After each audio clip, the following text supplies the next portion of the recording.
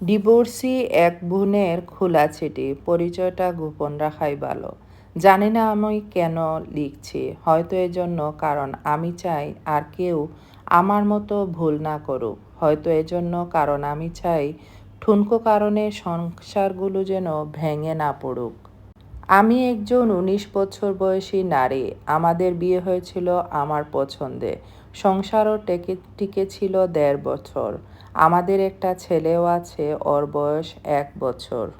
আমার স্বামীর স্বভাব চরিত্র সবই বেশ ভালোই ছিল, শুধু একটু জেদ বেশি। অবশ্য তা সব সময় না, মাঝে মধ্যে। মানুষ ভাবে ওর বদমেজাজের জন্যই বুঝি আমাদের এই অবস্থা।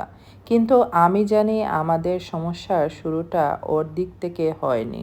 সব সংসারেই কিন্তু টুকটাক কিছু সমস্যা থাকে, ওরকম আমাদের মধ্যেও মাঝে মধ্যে ঝগড়াঝাটি হতো, কিন্তু ঝগড়া বাঁধলেই আমি তল্পিতল্পা গুছিয়ে বাপের বাড়ির দিকে হাঁটা দিতাম। বাপের বাড়িতে বোনরা আসতো আর ভাইরা তো ছিলই। ওদের কাছে কেঁদে কেটে সব বলতাম। তখন সবাই ওকে ফোন করে কথা শোনাতো। আমার ছোট বোন তো রীতিমতো অপমান করতো ওকে। আমার কাছে মনে হতো ঠিক আছে, কত বড় সাহস আমার সাথে লাগতে আসে, আমাকে নিজের মতো চালাতে চায়। আমার মধ্যে কেমন একটা জেদ কাজ করত। ওর কাছে ছোট হব, ওর কাছে নিজের ভুল স্বীকার করব, মাফ চাইব, এটা ভাবতেই পারতাম না। উল্টো বড় গলায় বলে দিতাম, ডিভোর্স দাও, তোমার মতো লোকের সাথে কে সংসার করে বলো। না, আমি ডিভোর্স কখনোই মন থেকে চাইনি। ওটা ছিল মুখের কথা। ওর সামনে ছোট হওয়ার চাইতে ডিভোর্স চাওয়াই আমার কাছে সঠিক মনে হতো। একদিনের কথা এখনো মনে পড়ে। সেদিন ছোট্ট একটা ব্যাপার নিয়ে তর্ক করতে করতে দুজনেই খুব উত্তেজিত হয়ে পড়েছি। রাগে আমার শরীর কাঁপছে।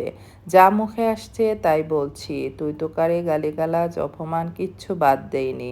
এক পর্যায়ে সহ্যের বাঁধ ভেঙে ও আমার গায়ে হাত তুলল। এর আগে কিংবা পরে কখনো আর আমার গায়ে হাত তুলেনি, কিন্তু ওই একটা থাপ্পড়, ওটাই যথেষ্ট ছিল। আমি বাপের বাড়ি চলে গেলাম, আর হ্যাঁ, বরাবরের মতো এবারও নিজের দিকটা না বলে খালি ওর দিকটাই বলে গেলাম। মানুষের দোষ আর কি লাভ? সবাইকে যা বলেছি সেটার উপর ভিত্তি করেই তারা বিচার করেছে। পরিবারের সবাই বলল এমন ছেলের সাথে সংসার করার কোনো দরকার নেই, মামলা টুকে দাও। আমি সবার পরামর্শে মামলা করলাম, ওর নামে নারী নির্যাতনের কেস করলাম।